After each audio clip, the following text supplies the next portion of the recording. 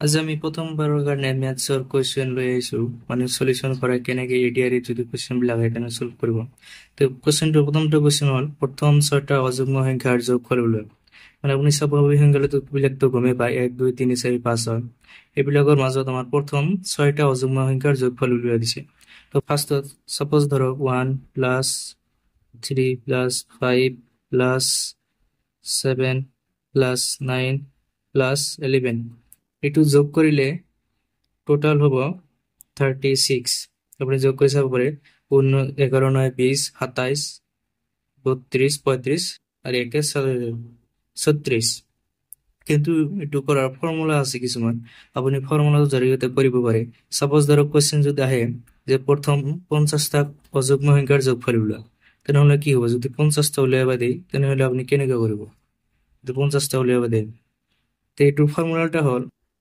একেবারে simple n square এটা হল formula তেজনক আমাক প্রথম ছয়টা অযুগ্ম সংখ্যা দিছে তে হে 6 স্কয়ার ইজ ইকুয়াল টু হবে 36 তো আপনি ইজিলি উলিয়াব পারিব এটু সে আমি তেনে ধরে আর একটা কোশ্চেন লো ধরে লো এতে আমাক যদি কো হয় যে 20টা কোশ্চেনের প্রথম 20টার কারণে অযুগ্ম সংখ্যার যোগফল উলিয়াবে যদি দেয় তাহলে আমি এটু কেন করলাম সিম্পলি 20 স্কয়ার করে দিলে হবে অর্থাৎ 20 করে দিলে কি মান হবে 20 ইনটু 20 is equal to 400 আমি আর একটা নেক্সট টাইপৰ কোশ্চেন টু লৈ যাও ধৰি লওক কোশ্চেন টু আছে ধৰি লওক কোশ্চেন টু আছে যে 1 plus 3 plus 5 plus 7 plus dot dot dot plus 61 এইটো যোগফল কিমান হ'ব যদি উলিয়াব দিয়ে এইটো কেনেকৈ ল'ব এইটো উলোৱাৰ একেবাৰে প্ৰথম আমাৰ ফাৰ্ষ্টত উলাব লাগিব n টো উলাব লাগিব আমাৰ কারণ ফর্মুলা যেটো আছে n আর এইটো আমি স্কয়ার করে দিলে ইজিলি হয়ে যাব তো n টো উলিয়াবার কারণে আমি ফার্ষ্টত টার্ম টু যেটো লম এটো হলো যে 61 এটো কেনেকৈ হলো n টো উলাবার কারণে আমি 61 প্লাস 1 সরি 61 প্লাস 1 ডিভাইডেড বাই 2 এটো করে দিলে ইজিলি ওলাই যাব 62 তো यानी কি 31 এতে এই 31 ক স্কয়ার করে দিলে আমার অ্যানসারটো আহি যাব ইয়াৰ টোটাল সামটো কিমান হ'ব এইটো অ্যানসাৰটো হ'ব 961 তো এটা হোমওয়াৰ্ক দিও যাতে আপুনি কৰিব পাৰে এইটো আপুনি ঘৰত প্ৰ্যাকটিস কৰিব চাই না কোশ্চেনটো হ'ল 1 plus 3 plus 5 plus dot dot dot plus 191 এটোৰ যোগফল কিমান হ'ব এইটো উলিয়াব এতিয়া আমি আৰু অলপ জটিল কোশ্চেন বিলাক লম আমি আৰু এটা স্টেপ আগবাঢ়ি যাওঁ অলপ জটিল এইটো লওঁ তো ধৰি লওক এইটো আমি স্টার্ট করো plus 7 plus 9 plus 11 plus 13 plus dot dot dot plus ধৰি লওক আমি এইটো লওঁ 71 লিখিলো তো এনেকুৱা কোশ্চেন যদি হয় এনেকুৱা কোশ্চেনৰ সামটো কেনেকৈ ল'ব মনত ৰাখিব ইয়াত কিন্তু আৰু কেইটামান টার্ম আছে যেনেকৈ 1 plus 3 plus 5 এইকেইটা টার্ম আছিল কিন্তু এইকেইটা টার্ম ইয়াতে নাই আগৰ কোশ্চেন কেইটা চাওক সিৰিয়ালি টাৰ্ম আছে বিলা কিন্তু ইয়াতে নাই ইয়াতে হাতৰ পৰা স্টাৰ্ট হৈছে যদি এনেকুৱা হয় এইটো কেনেকৈ সলভ কৰিব এইটো সলভ কৰাৰ এটা মেথড আছে আপুনি এইটো ভালকৈ চাই ল'ব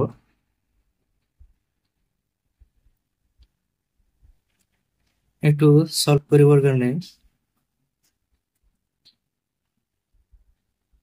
আমি প্ৰথমত এই লাষ্টৰ টাৰ্মটো লম লাষ্টৰ টাৰ্মটো হ'ল 71 প্লাস আমাৰ এই ফাৰ্ষ্টৰ টাৰ্মটো যেটো দি স্টাৰ্ট হ'ব এইটো টাৰ্ম 7 ইনটু লাষ্টৰ টাৰ্ম আকৌ 71 মাইনাস এই হাতৰ আগৰ টার্মটো যেটো আছিল यानी কি এই 5 যে হ'ব এই 5 টো লম কারণ 5 এর পিছতে 7 আইব অযুগ্ম সংখ্যা যেটো লব দিছে অযুগ্ম সংখ্যাৰ কাৰণে কৰি আছো তো মাইনাস 5 divided by 4 এটো সলভ করো ইজিলি आंसर আহি যাব 71 plus 78 into 71 minus 75 is 71 minus 5 is equal to 66. এটাকে আমি 2 দিয়ে কাটু, 2 বার যাব, 2 দিয়ে কাটলে 3 বার যাব, এটা 2 এর কাটু, নলে যাব হচ্ছে 7 3 বার 9 39. দিয়ে আমি 39 আর 33 মাল্টিপ্লাই করো,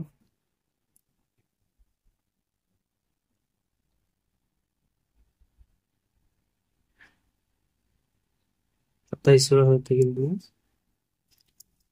3 3 9 11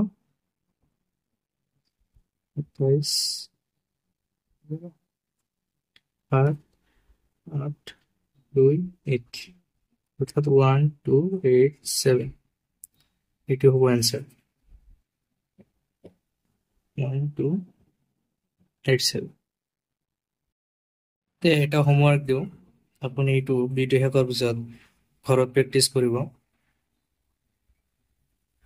Suppose ধৰি লওক 11 plus 13 plus 15 plus dot dot dot plus 159 ইমানখিনি থাকিলে এইটোৰ যোগফল কিমান হ'ব এইটো উলিয়াব। চাওঁ, এইটো পাৰিলে আপুনি কমেণ্টত দি দিব, মই চাম, যদি ভুল হোৱাৰ পিছত মই পিন কমেণ্ট কৰি দিম এনচাৰটো, আপুনি চাই মেলি ল'ব। এতিয়া আমি অযুগ্ম সংখ্যাৰ কেইটা হ'ল, আমি তিনি ধৰণৰ এইটো চালো, প্ৰব্লেমবিলাক চালো। ইয়াৰ পিছত আমি যুগ্ম সংখ্যালৈ আগবাঢ়ি যাম। যুগ্ম সংখ্যাৰ ক্ষেত্ৰত এনেকুৱা ধৰণৰ কুৱেশ্যন যদি আহে কেনেকৈ চল্ভ কৰিব এইবিলাক চাম আমি এতিয়া। যেনেদৰে অযুগ্ম সংখ্যা 1 ৰ পৰা ষ্টাৰ্ট হৈছিল, যাই আছিল, কিন্তু অযুগ্ম সংখ্যাটো 2 ৰ পৰা ষ্টাৰ্ট হ'ব, এনে 2 plus 4 plus 6 plus 8 dot dot dot এনেকৈ যাই থাকিব। এইটো আপুনি মনত ৰাখিব। অযুগ্ম সংখ্যাটো 1 ৰ পৰা ষ্টাৰ্ট হয় আৰু যুগ্ম সংখ্যাটো 2 ৰ পৰা ষ্টাৰ্ট হ'ব। যদি যুগ্ম সংখ্যাটো এনেকুৱা যদি কুৱেশ্যন আহে যে যুগ্ম সংখ্যাৰ কাৰণে আপুনি প্ৰথম 5টা যোগফল উলিয়াওক, তেনেহ'লে কেনেকুৱা হ'ব? Suppose ধৰক 2 plus 4 plus 6 plus 8 plus 10, ইয়াতে 5টা আছে। এইটোতো আপুনি এটা আছে উপায় আছে যিটো আপুনি এইটো যোগ কৰি চিম্পলি উলিয়াব কিমান হয় এনচাৰটো এইটো। কিন্তু আৰু এটা আছে মেথড, যদি আপোনাক 50টা টাৰ্মৰ কাৰণে সোধে যে প্ৰথম 50টাৰ কাৰণে যোগফল উলিওৱা, তেতিয়াতো আপুনি এনেকৈ যোগ কৰিব নোৱাৰে, প্ৰব্লেম হ'ব। ইয়াৰ কাৰণে এটা ফৰ্মুলা আছে, ফৰ্মুলাটো হ'ল n into n plus 1।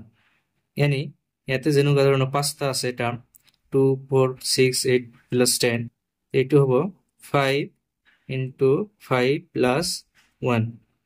এইটো কৰিলে কি হ'ব 5 into 5 আর 1 6 यानी কি 30। এইটো হ'ব आंसर। আপুনি এইটো যোগ কৰি চাওক, 30 হৈছে। 10 8 যোগ কৰিলে 18, 18 আছে 24, 4 28, 2 30। তো মিলি গ'ল না आंसरটো।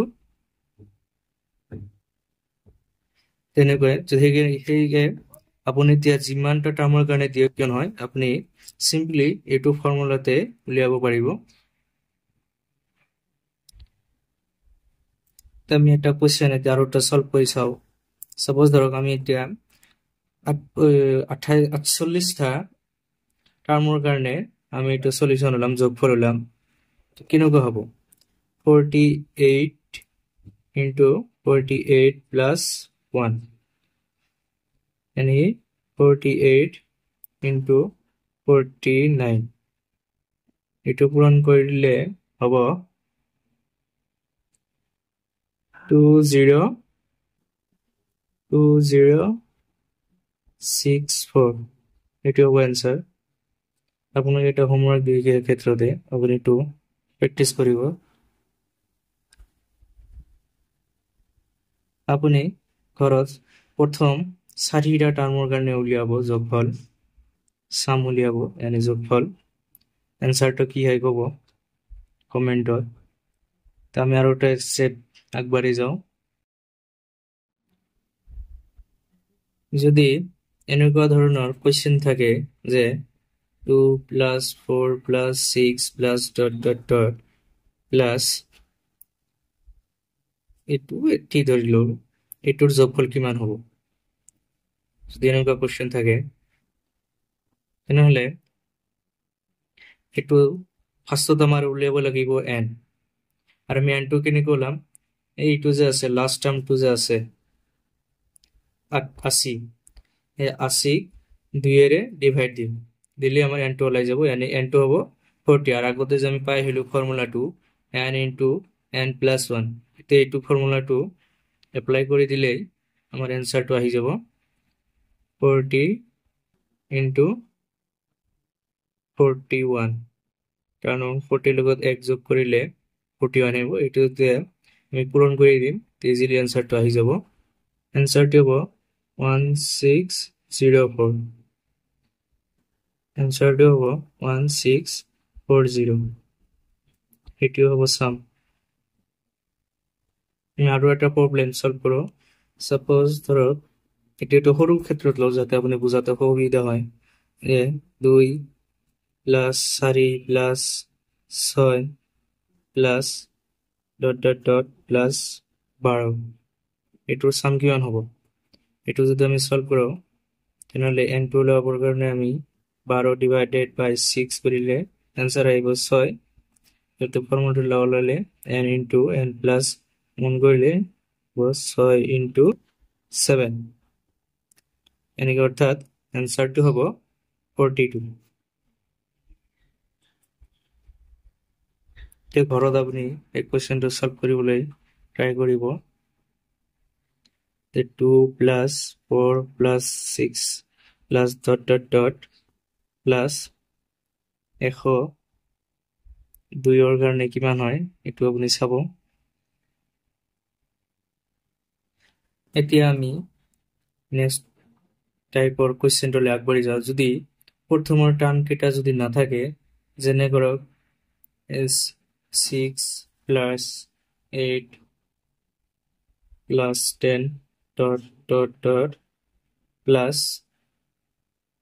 22, এনেকুৱা ধৰণৰ যদি কুৱেশ্যনৰ সামটো কেনেকৈ ওলাব এইটো আমি চাম। এনেকুৱা ধৰণৰ যুগ্ম সংখ্যাৰ এইটো উলিয়াবৰ কাৰণে আমি আগত যে যুগ্ম সংখ্যাৰ কাৰণে কৰি আহিছিলো সেম প্ৰসেস হয়।